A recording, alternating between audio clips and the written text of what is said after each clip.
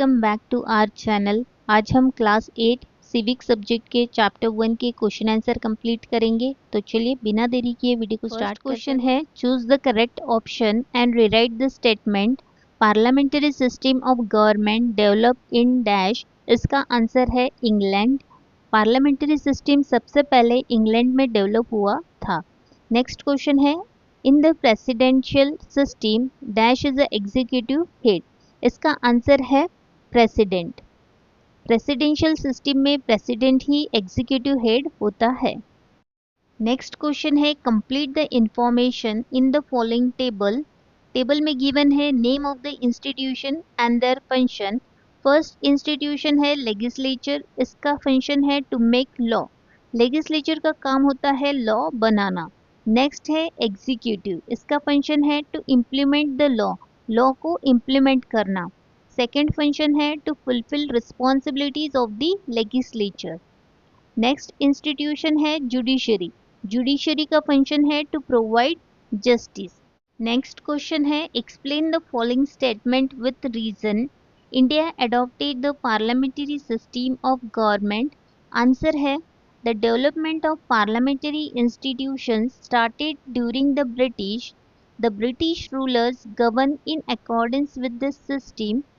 The parliamentary system of government in India is also a product of the freedom movement. Thus, India adopted the parliamentary system because Indians were familiar to this system of government. India ने parliamentary system इसलिए adopt किया क्योंकि British rule के time से ही हम इस system को follow कर रहे थे। ब्रिटिशर ने इंडिया में अपना सिस्टम लगाया था जो पार्लियामेंट्री इंस्टीट्यूशन पर बेस्ड था। लोग भी इस सिस्टम से फैमिलियर थे। Because of all this reason India adopted the parliamentary system of government.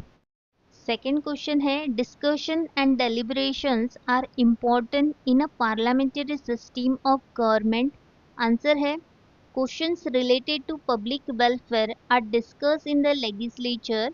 Members from the opposition party also take part in this discussion. Opposition parties may support the government wherever appropriate and point out shortcomings in policies and laws, or even put up studied arguments and questions against the policies, etc. This helps the legislature to make proper laws.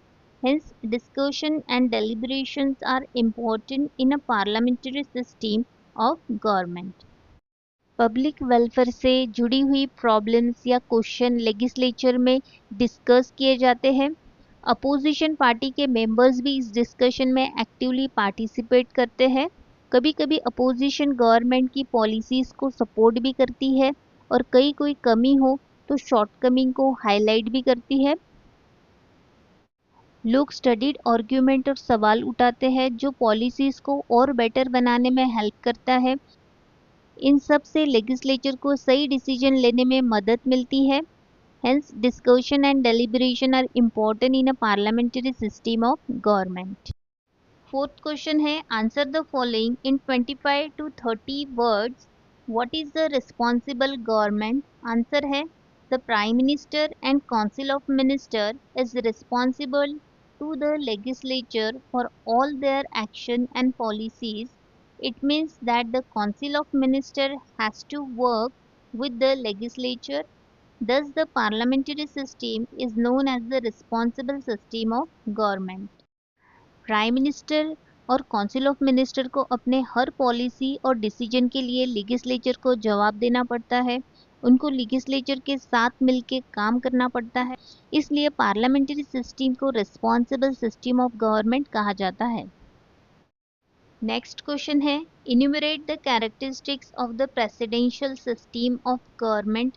Answer है, there are some features of the system of government. In a presidential form of government, the legislature and the executive are not directly depend on each other. The houses of the legislature and the president are directly elected by the people. The president is the executive head and has a lot of power, including power to implement laws. In spite of such a structure, the legislature and the executive keep a control over each other can lead to a responsible government. इस system में legislature and executive अलग अलग होते हैं, दोनों एक दूसरे पर डायरेक्टली डिपेंड नहीं करते। लेजिस्लेचर एंड प्रेसिडेंट दोनों को लोग डायरेक्टली इलेक्ट करते हैं। प्रेसिडेंट एग्जीक्यूटिव हेड होता है और उसके पास लॉ इम्प्लीमेंट करने की पावर होती है। In spite of such a structure, the legislature and the executive keep a control over each other and can lead to a responsible government. Fifth question है, why is the role of opposition parties important? Write your opinion. Answer है, the opposition party plays a very important role in a democracy because it acts as the pressure group, it mobilizes the government, it keeps a check on a working of the ruling party, it puts different views in a parliament and criticizes the government for its failure or wrong policies. The opposition party's main role is to question the government of the day and hold them accountable to the public. The opposition represents an alternative government and is responsible for challenging the policies of the government and producing different policies where appropriate. Opposition party एक pressure group के रूप में काम करती है। ये government को mobilise करती है, यानी उनको एक्टिव बनाए रखती है। अपोजिशन रूलिंग पार्टी पर नज़र रखकर उनकी पॉलिसीज़ और काम पर चेक रखती है। पार्लियामेंट में अलग अलग व्यूज़ रखकर गवर्नमेंट को क्रिटिसाइज करती है जब पॉलिसीज़ फेल होती है या गलत होती है। सबसे इम्पोर्टेंट, अपोजिशन पार्टी सरकार से सवाल पूछती है जिससे गवर्नमेंट पब्लिक के प्रति अकाउंटेबल रहे। ये एक अल्टरनेटिव गवर्नमेंट का रोल भी प्ले करती है। स्टूडेंट्स, यहाँ हमारे चैप्टर 1 के क्वेश्चन आंसर कंप्लीट हो गए हैं। अगर आपको वीडियो हेल्पफुल लगा हो तो वीडियो को लाइक करें, शेयर करें और चैनल को सब्सक्राइब करना न भूलिए। मिलते हैं नेक्स्ट वीडियो में।